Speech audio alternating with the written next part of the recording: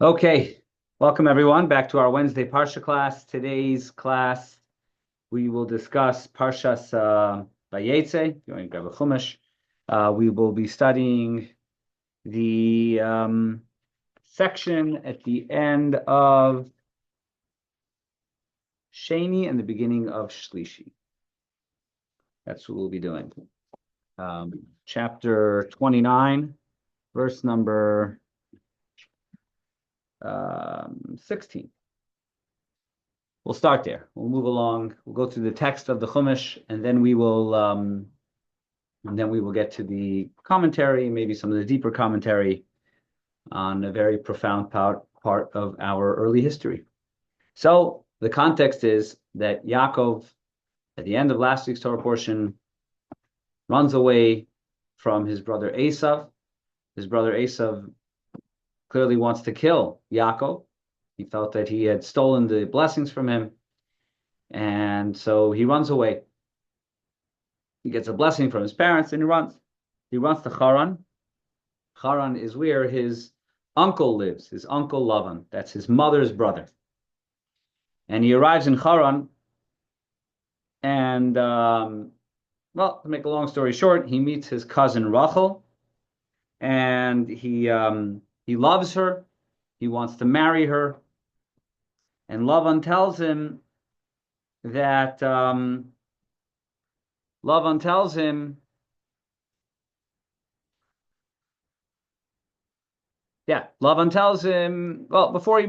Lavan meets him. And at this point, he meets Rachel, and then Lavan meets him, and then Lavan takes him home. And Lavan says, you can work for me. You could work for me as a shepherd. And the pasuk then, this is where we reach the point which we are starting from today. This is chapter 29, verse number 16. Lavan shtei vanos. Lavan has two daughters. Shem hagdola Leah, the Shem haktana Rachel. The name of the older one is Leah, and the name of the younger one is Rachel. By the way, Gdola and Ktana could also mean, aside for older and younger, could be the bigger and smaller. So the bigger one is Rachel, and the smaller one is Leah. I'm sorry, the bigger one is Leah, the smaller one is Rachel. Again, we'll see if we can get to the Kabbalistic understanding of Rachel and Leah. Furthermore, the pasuk says, "Ve'ene Leah rakos." Leah's eyes were tender. Although tender, I don't know if that really conveys the idea, because rakos almost gives a sense of weak and weepy. Rachel was of beautiful, as he says, features and complexion. Now, one of the questions that the Mefarshim ask, which Rashi addresses too, is why would the Torah choose to give any sort of negative description of someone, especially a tzaddikus? A Leah is the mother of the Jewish people. Why would the Torah give any sort of negative description of her? It's one thing you want to talk about Rachel's beauty, that's fine. But why would you have to mention anything about Leah's eyes? Again, which rakos is really a derogatory term. So Rashi answers, I'll give a couple answers here. Rashi answers the following. There's a logic to this. The reasoning over here the Torah is sharing this is not simply to share about the way her eyes looked, but rather because there's a backstory to this. And what's the backstory? And that is, so Rashi, because in the streets what they would say were as follows. In the streets what were said was as follows. They would say, Lavan has two daughters, and Lavan's sister Rivka has two sons. And therefore, in those days, it was common for cousins to marry one another. In fact, that was often considered to be the safe route. And therefore, the word in the street was that Lavan's two daughters are going to marry Yaakov's two sons. And naturally, the older would marry the older, the younger would marry the older. And this information was something that Rivka knew about. And therefore, that upset her greatly. Because she was destined to marry a Russia. 1 second, please. can I call you back shortly? I'm giving you class now. Oh my goodness. Okay, I will, there's a lockbox and I will, in the front. Yeah. Bye-bye. Just a second, I'm sorry. Gotta...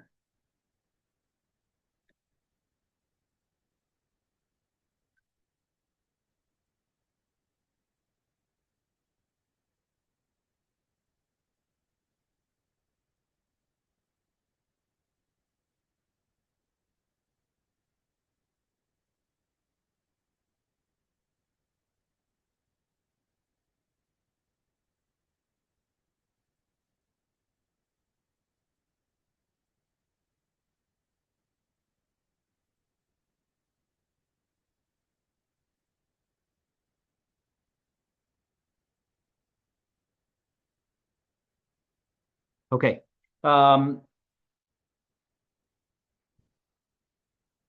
So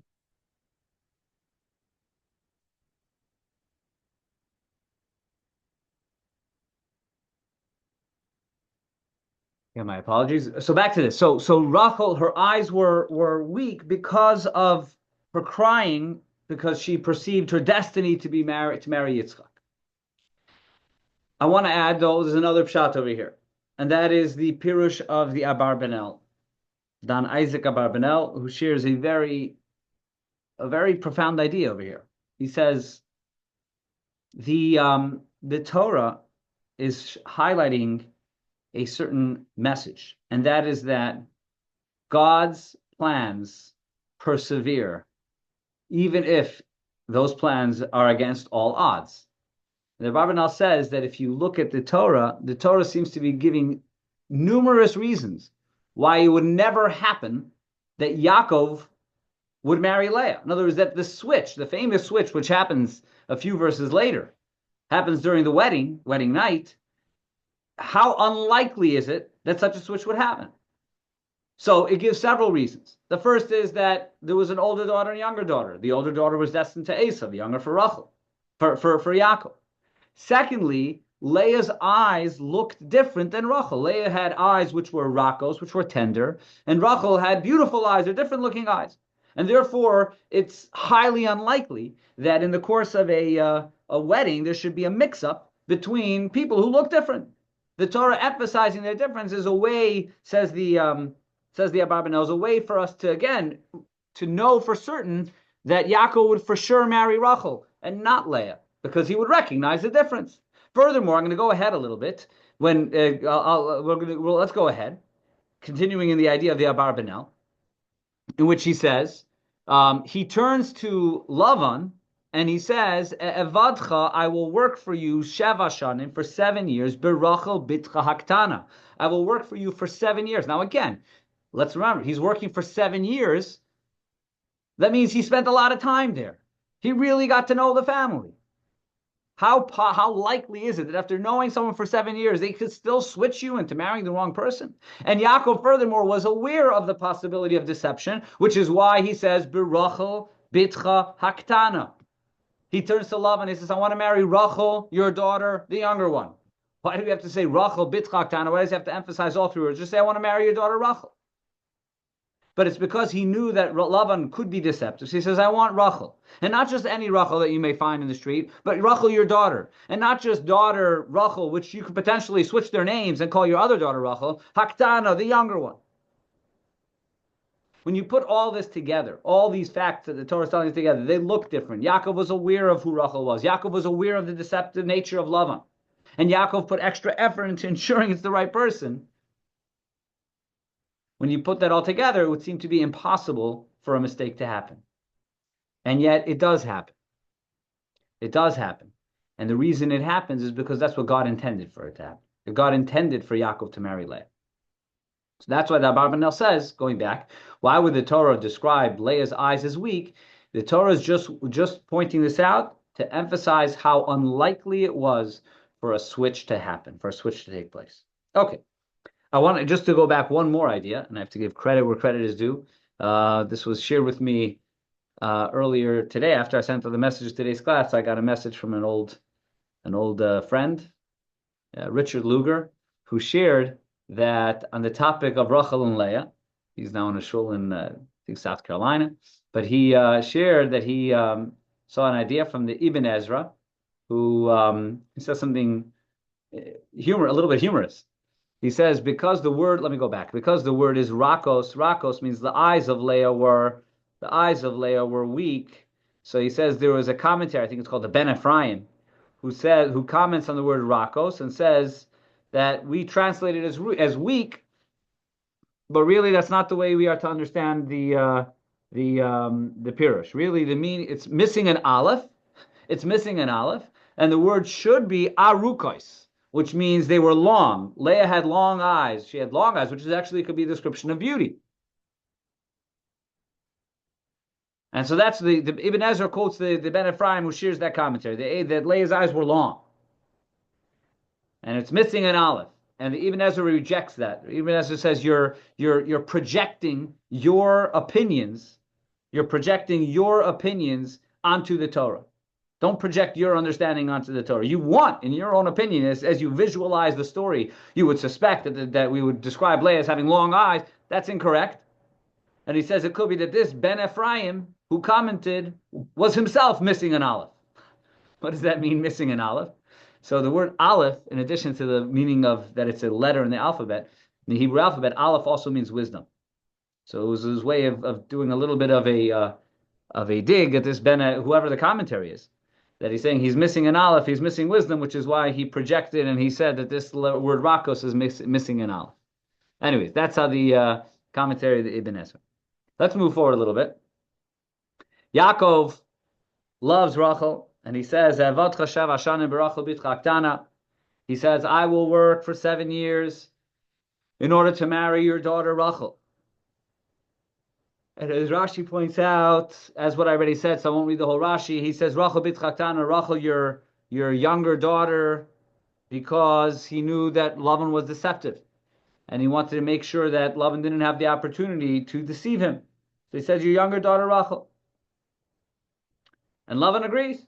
He says, verse number 19, Toiv titi oisalach mi titi oisali shacher, better I give her to you than to someone else. And Yaakov worked for 7 years, and it passed by so quickly because of his love for her. And finally, Yaakov turns to Lavan and he says, now it's time for me to get married. The time has come for me to be married. As Rashi points out, he was pretty forceful and direct about it because he was already 84 years old at the time. And he says, it's time, I need to build my family. Fine. So Lavan agrees. Pasuk of Beis, Lavan gathers all the people and he makes a feast. And it was Vayihi Ba'erev, and it was at night. Vayikach es Leah bitoi. Lavan takes his daughter Leah. Vayavi Esa elav, vayavoi elaha.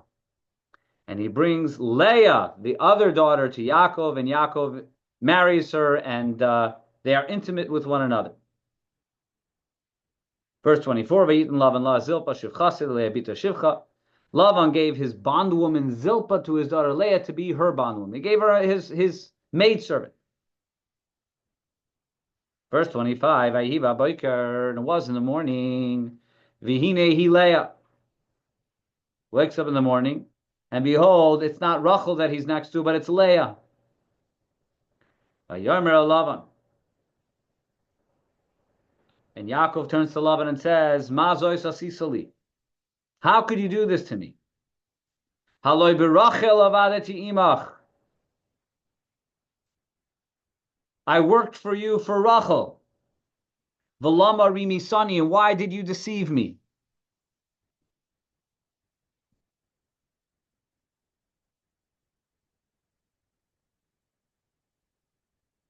Rashi shares something very important over here. Only in the morning he recognized it was Leah. At night he didn't realize it was Leah. Why? So the Talmud the Megillah says, Lifi Shemasa Yaakov Siman and Rachel. Yaakov again was very suspicious of Lavan's deception, and therefore before he married Rachel, or while they were before to be married, he gave her signs so that she would share that only she knew. When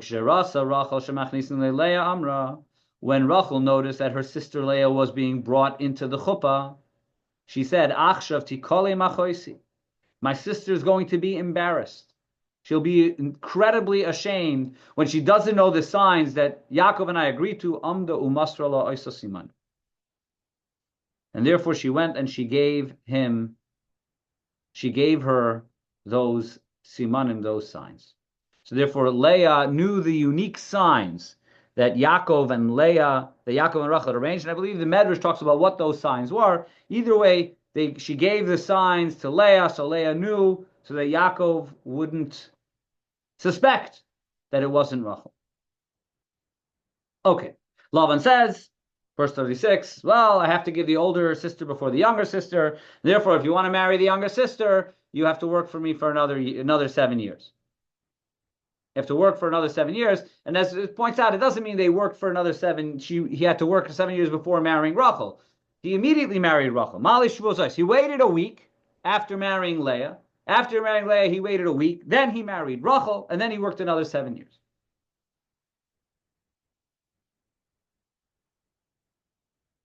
Ariel, it's a great question. Why did he have to work for permission to marry either of them anyway? A girl that's older than 12 and a half isn't entitled to decide herself about her kedushin, and wasn't she 22? The answer is it's a good question. I think the answer is you're asking from a halachic standpoint. The Torah story, I think the simple answer, the Torah story was the rules of the land. And at the time, Leah and Rachel, Yaakov would only engage in a marriage, and maybe the rules of the town were that the father would agree to this marriage. And perhaps it could be said that Leah and Rachel would not have, at that point, even though later we do find that they escaped their father's control, but even then it wasn't easy. To your point, Ariel, even 20 years later, when they each have families of their own, they have to leave in the middle of the night. What does that tell you? It tells you that it wasn't about their being adults or not. This is about the power their father wielded. But let's talk about this a little bit further. What is Leah and what is Rachel over here? Obviously, when we talk about the forefathers, so there's the story. The story plays out as it does, with a lot of fascination. But Leah and Rachel, as it turns out, are two Kabbalistically represent two different levels in one's relationship with Hashem, as does Yaakov. Yaakov represents a third. So the Chassidus points out, and this is elaborated upon in the Alter Rebbe and the Torah Or, which is the wisdom, the teachings of the first Chabad Rebbe, Shneur Silberberg Liadi. And he shares, I don't believe this idea is originally from Torah, I think it comes from the Zohar, which shares that Leah and Rachel represent the hidden worlds and the revealed worlds, which in Aramaic is referred to as the Alma de Iskasia. The hidden world is Alma de Iskasia. The revealed world is called Alma de Isgalia. Again, Zohar, like the Talmud, is in Aramaic. Alma de Isgalia means the revealed world. It is also stated, within the same, again, along these same lines, is that Leah represents the world of thought, Olam HaMachshava, the world of thought, and Rachel represents the Olam Hadibur, the world of speech, which again aligns with the idea we just said. Thought is hidden. You don't know what my thoughts are. You know me by what I speak. Speech is revealed. And there's divine thought and divine speech. Right? We have God's speech, which is metaphoric, but the idea is that it's sharing about God's expression, and there's God's thoughts. Kabbalistically, throughout the week, we relate to God on the level of speech. Like if you think about it, go back to the story of creation. First day was God spoke, and it was. Second day was God spoke, and it was. Third day was God spoke, and it was. Each day was God's speech. Vayomer Elokim, and God said, let there be light, let there be firmament, let there be plants, let there be the sun and the stars. The only day about which it does not say Vayomer Elokim, and God spoke, is Shabbos. There's no mention of Vayomer Elokim when it comes to Shabbos. Why? So the Zohar says on Shabbos, God's speech rested. That's what we call about God rested. But here's the problem with that. The problem with that is that the world cannot operate without constant divine intervention. So how could the world continue to exist if God is taking a break? So the answer, says the Kabbalah, is that on Shabbos, the world operates from God's thoughts. On Shabbos, the world kind of, again, this is a mystical idea, which is that on Shabbos, the world continues to operate and it's orchestrated by God, but it's from God's thoughts. God's thoughts are causing reality to exist. So thoughts are holier. Thoughts are more intimate, right? My thoughts are more closely connected to me than my speech. I can stop speaking. I can't stop thinking. So thought is a more intimate experience than speech. Leah represents divine thought. Rachel represents divine speech. Continuing, and I know we're jumping into a mystical realm. I hope that's okay. Continuing on this line, so you can read the words Rachel HaGedola, Leah HaGedola, and Rachel HaKetana, which we say means the bigger one and the smaller one. You could also read it, as our says, is HaGedola could be read as Hey Gedola, the big Hey. HaKetana is Hey Ketana, the small Hey. And what that means that if you focus on God's name for a moment, the essential name of God, we call the holiest name of God that we are aware of, is the Yud and Hey and Vav and Hey. We don't even pronounce that name. When we come across it in text, we read a different name of God, which is Adonai.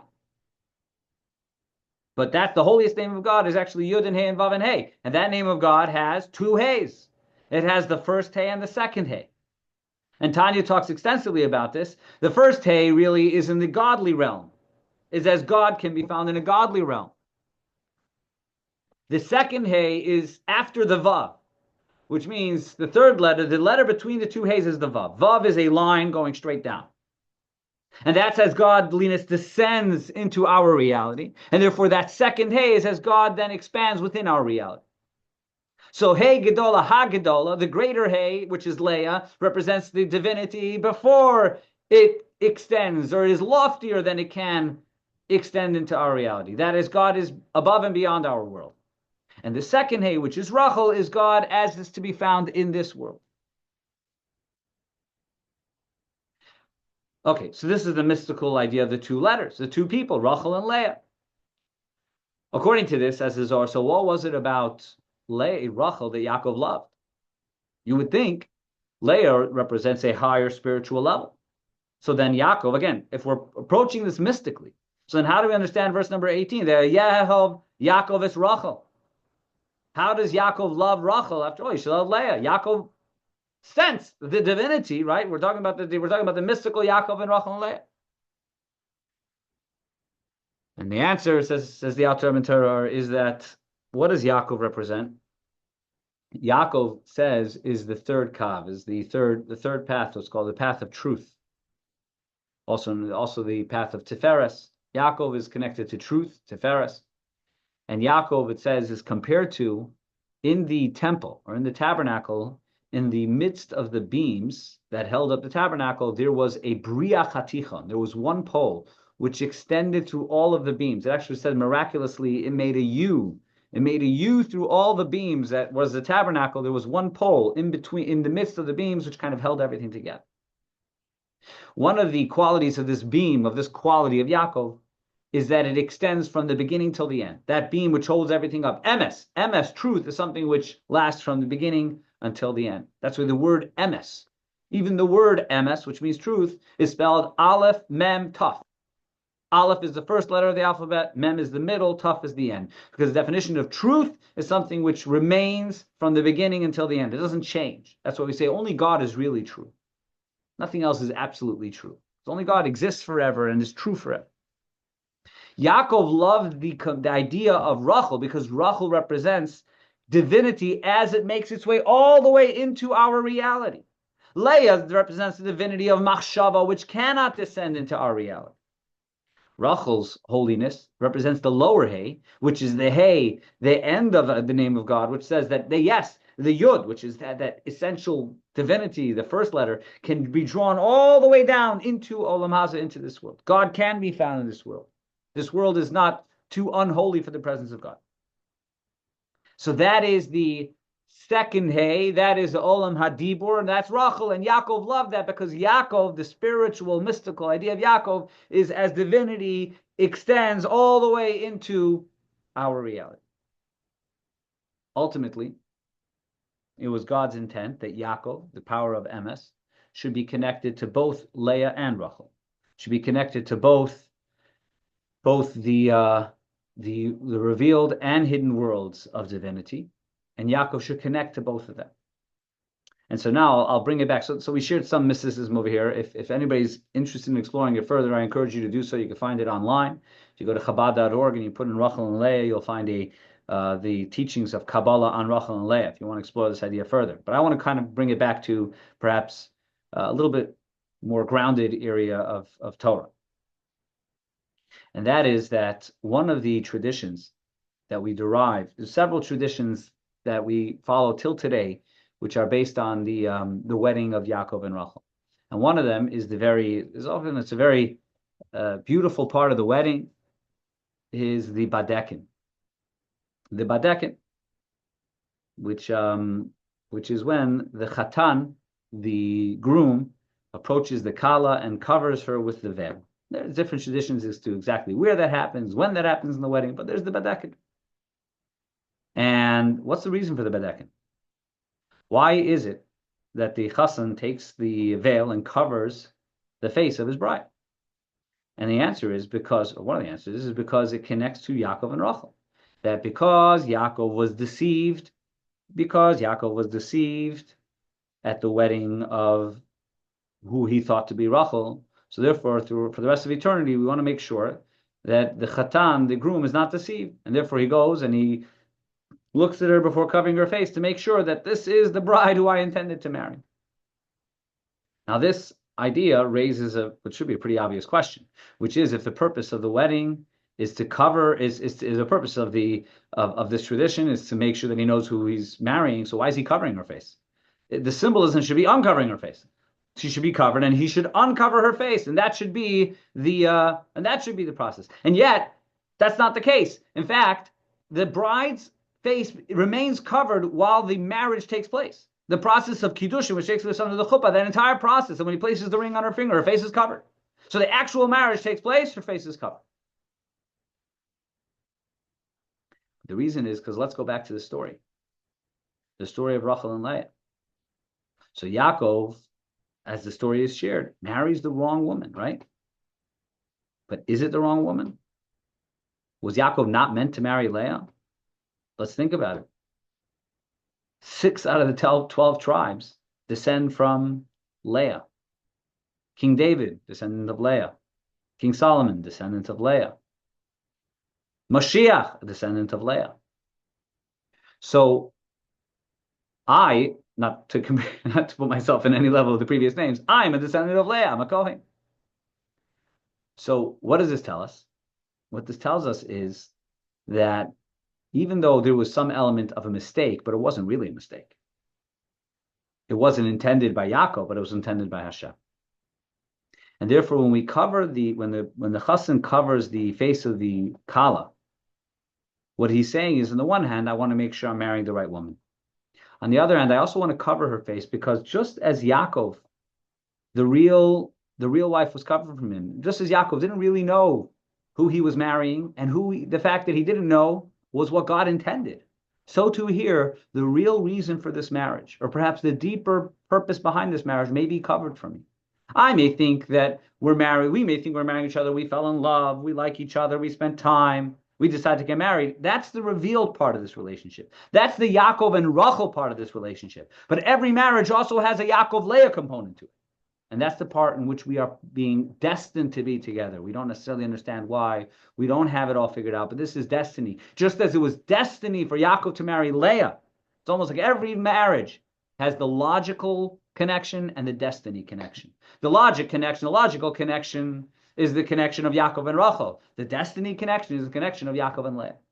And that's why when the badekin happens at a chuppah, we cover the face, we make sure the chassan sees who the kala is, so that the logical element of the wedding exists. You're marrying the person you want to marry. You love each other. You want to marry each other. And then she covers the kala to say, but the perhaps more important than the logical ideas which bring us together is the destiny, is the divine destiny that brings us together. And that's why the face remains covered. And even in the chuppah, when the moment of marriage happens, her face is covered because it is divine destiny for them to be together. All right, we'll stop here. Thank you, everyone, for joining. And I look forward to continuing our Torah study, God willing, next Wednesday.